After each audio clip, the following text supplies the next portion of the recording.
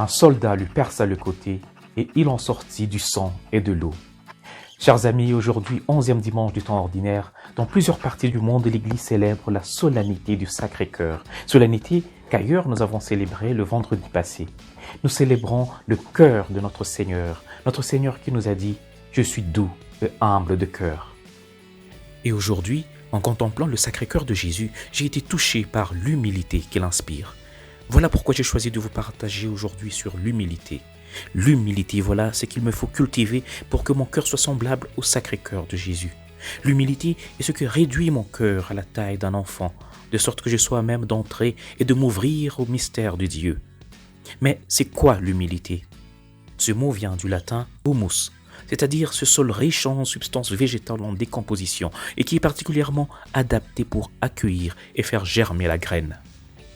Être humble ne signifie pas être méprisé, anéanti ou ignoré au point d'être comme quelqu'un qui disparaît, mais reconnaître ce que l'on est véritablement, se souvenir que nous ne sommes que de l'humus, c'est-à-dire nous ne sommes que poussière, de la pure poussière, et vers cette poussière nous retournerons, comme nous le lisons dans la Genèse.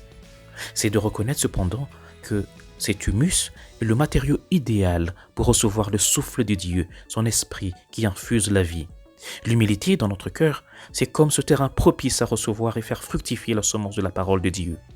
Nos échecs, nos erreurs, même nos péchés, quand nous les reconnaissons, et c'est cela l'humilité, peuvent devenir ce terrain particulièrement fertile et accueillant pour recevoir le don de Dieu, pour faire la rencontre la plus décisive de toute vie, celle avec la miséricorde de Dieu. Rencontre avec sa miséricorde, misericordes, c'est-à-dire avec son cœur pour misérable, son amour préférentiel pour les plus petits, les humbles, les pauvres, les pécheurs. L'humilité est le fondement de toutes les vertus chrétiennes.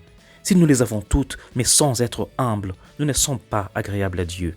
Mais vaut encore avoir l'humilité, même sans encore avoir toutes les autres vertus, parce que là, nous plairons à Dieu. C'est de Jésus que nous apprenons l'humilité du cœur. Dans l'Évangile, Jésus nous dit « Apprenez de moi, car je suis doux et humble de cœur. » Les petits, les pauvres, comme les enfants, savent pénétrer les mystères du royaume. Leur humilité attire la miséricorde et l'amour préférentiel de Dieu. Apprenons d'eux à nous laisser aimer et instruire par Dieu, et nous retrouverons un rafraîchissement pour nos âmes. Un jour, le pape François disait « Le Seigneur ne peut pas entrer dans des cœurs durs et idéologiques. Le Seigneur entre dans des cœurs semblables aux siens, c'est-à-dire des cœurs ouverts et compatissants, des cœurs doux et humbles. » Alors prions avec Marie, la Vierge au cœur immaculé, l'humble servante du Seigneur, et ensemble disons « Sacré-Cœur de Jésus, rends mon cœur semblable à toi. Augmente en moi l'humilité et l'amour, et apprends-moi à les répandre autour de moi. Amen. » Et que le Seigneur vous bénisse et vous garde. Au nom du Père et du Fils et du Saint-Esprit. Amen. Bonne fête et bon dimanche chez vous.